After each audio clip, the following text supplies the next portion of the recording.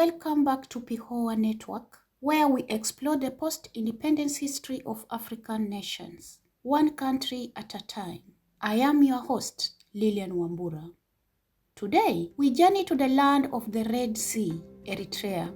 Eritrea, located in the Horn of Africa, is bordered to the northeast and east by the Red Sea, Sudan to the west, Ethiopia to the south, and Djibouti to the southeast. Among the world powers that showed interest in the Red Sea after the opening of the Suez Canal in 1869 was Italy. In the Treaty of Wuchale in May 1889, Ethiopia recognized Italian possessions in the Red Sea. On 1 January 1890, Eritrea officially became an Italian colony. Italians were rooted out in 1941 by the British during World War II, and Eritrea came under British military administration. In the next decade, the British administration was upheld while awaiting a decision amongst the Allies. A United Nations Commission dispatched in 1950 decided to incorporate Eritrea with Ethiopia. A 2-year process of implementation was put in place. An Eritrean constitution was adopted in July 1952 and ratified by the Emperor of Ethiopia.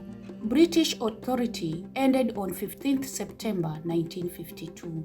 Ethiopia was not keen to implement the federation agreement and started by undermining ethno-religious symbols of Eritrean nationality. First to lose were Muslim and pastoralists, as Arabic was eliminated as a co-official language with Tigrinya in Eritrea. Political activity was suppressed, and by 1955, autonomous Eritrean political parties were banned. In 1959, the Eritrean government was renamed Eritrean Administration.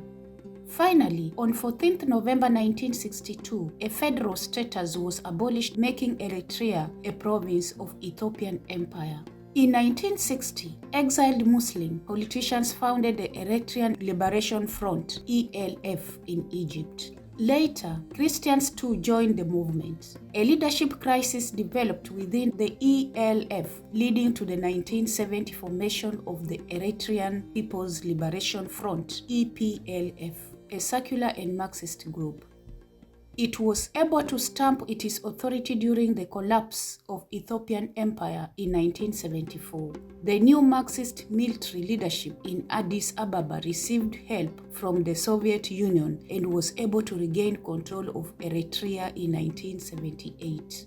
The onset of the 1980s saw ELF and EPLF pitted not only against Ethiopian forces, but also against each other.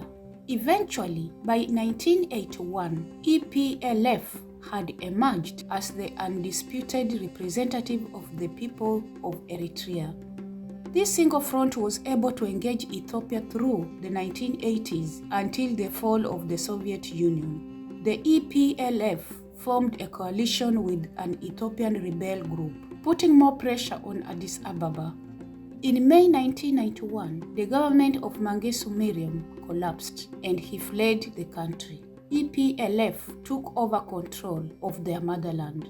A provisional government led by Isaias Afewerki of EPLF was set up to administer the country as they prepared to hold a referendum on self-determination. The referendum held in April 1993 approved Eritrean independence. Afewerki became the first president of the nation at independence on 27 April 1993. In February 1994, EPLF reorganized itself as the People's Front for Democracy and Justice, PFDJ. Both internal and external challenges soon followed. Shortly, Sudan and Eritrea raised accusations of political destabilization against each other. Further to that, border conflicts arose with neighboring countries. After a brief conflict in 1996, Hanishi Island was recognized as Yemeni. In 1998, a border dispute with Ethiopia led to 2 years of war. An International Boundary Commission decision in 2002 ruled in favor of Eritrea. It was yet another border dispute in 2008 when Eritrea amassed troops along the Djibouti border, leading to conflict. Eritrea was also accused of involvement in the Somali civil war. Internally, the government was overdue in promulgating a new constitution which had been ratified in 1997. This made it difficult to establish proper governance structures. The PFDJ government had become repressive and violation of human rights became the norm. A program of conscription into national service resulted in many young Eritreans fleeing the country.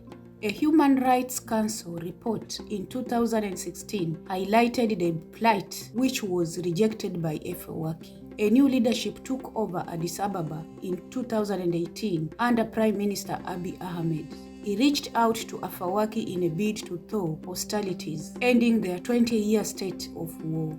Afwerki also met the leaders of Somalia and Djibouti and restored diplomatic ties.